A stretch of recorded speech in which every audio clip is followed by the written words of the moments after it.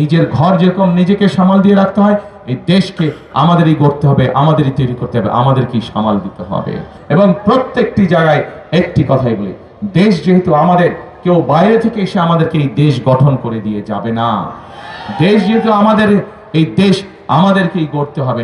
সেজন্যই আমি প্রিয় ভাই বোনেরা, প্রিয় এলাকাবাসী, একটি কথা মনে প্রাণে বিশ্বাস করি আমি।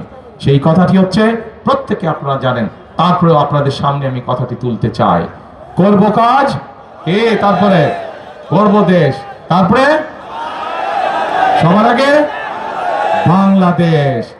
করব কাজ সবার আগে, প্রিয় ভাই বোনেরা, করব কাজ করব দেশ, সবার আগে বাংলাদেশ।